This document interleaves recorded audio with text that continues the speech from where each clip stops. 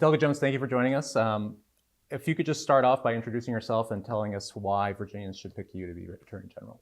I'm Jay Jones, running for Attorney General, Democratic nominee. Very proud to be on a ticket with future Governor Abigail Spanberger and future Lieutenant Governor Ghazala Hashmi.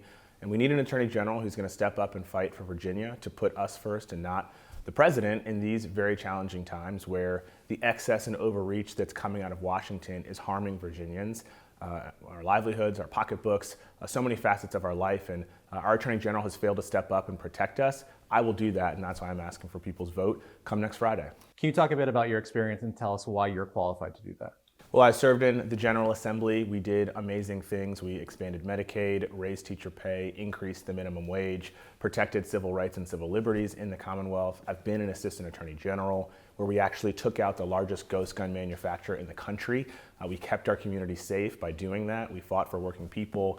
And then for the last few years, I've been in the private sector, where I've actually had the opportunity to litigate against the governor and Jason Miyares, and we've had success in that regard. And so I think my time in the public sector, my time in the private sector, my time in the legislature lends itself to this moment where we need someone who's going to step up and prioritize Virginia and put us first. So recently you released a 9-page plan outlining how you want to make things more affordable for Virginians. There's prosecuting junk fees, requiring pharmacy benefit managers to disclose rebates.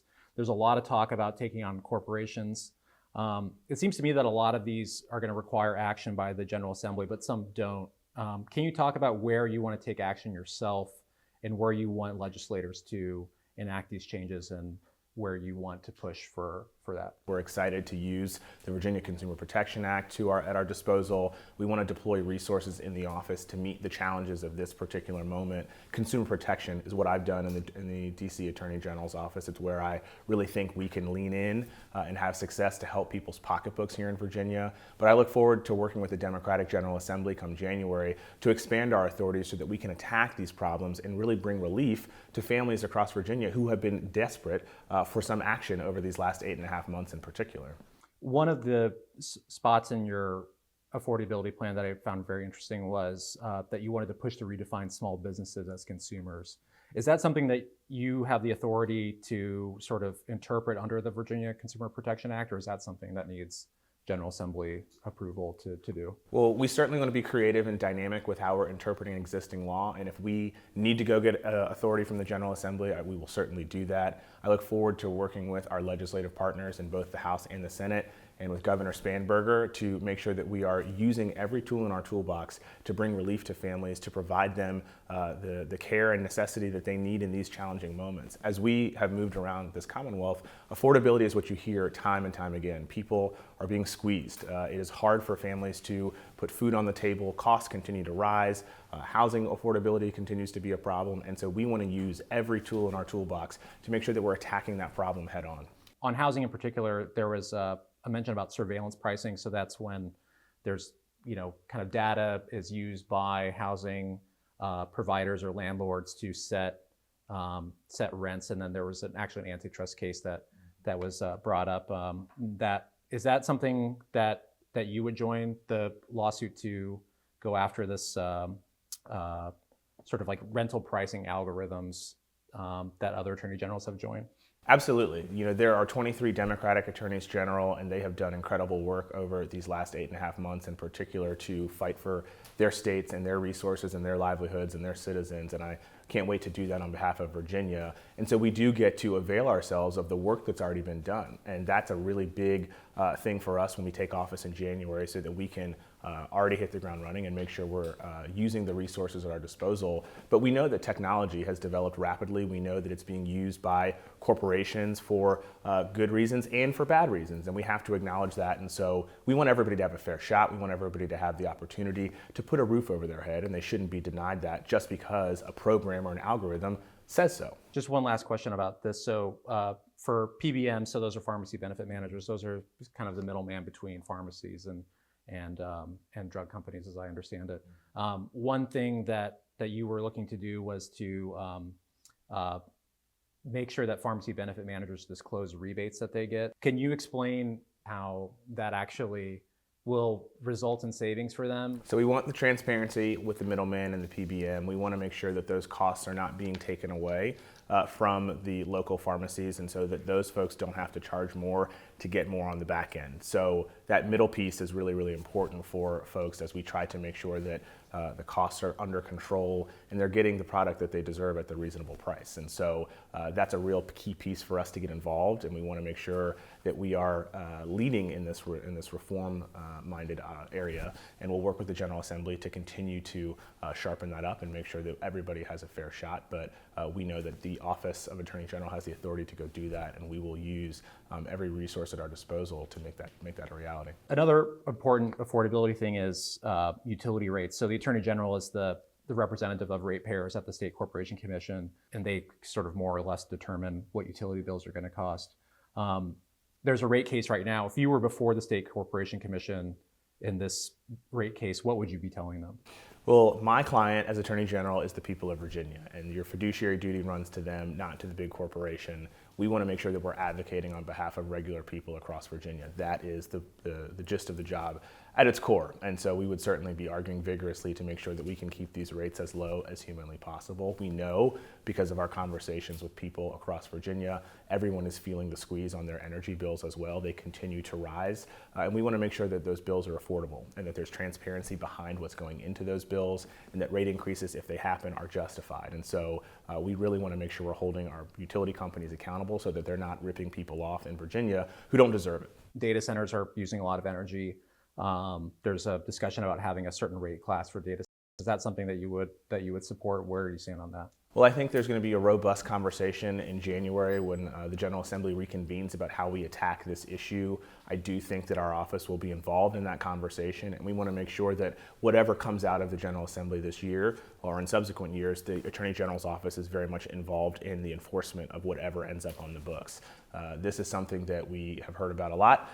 Certainly the demand for energy continues to increase. Virginia, I believe, is now the #1 importer of energy across the nation. I think it's about 40% now. And so we've got to tackle these problems head on while also making sure that people are paying the fair rate that they are supposed to. Another role of the Attorney General is sort of as the, I've heard it referred to as like the top cop. You have a public safety plan.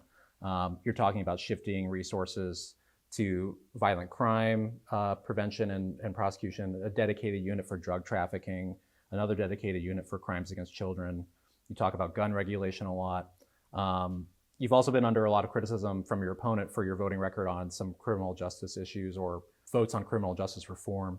I know you say that you're proud of your record, and I think it's fair that you and the Attorney General have different philosophies when it comes to criminal justice reform.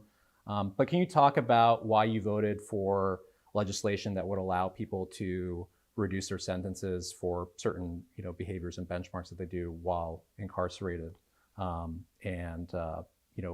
If you think that was the right vote still. Well, again, like you said, I'm proud of my record in the General Assembly, where we allocated the largest increase in funds for law enforcement in the history of this Commonwealth. Jason Miyares voted against that. We cracked down on sex offenders, we cracked down on human trafficking, and so the work that we did in my time in the General Assembly, I think, did make Virginia safer. We, again, allocated those resources in ways that, in that time, were, I think, really consistent with achieving our goals.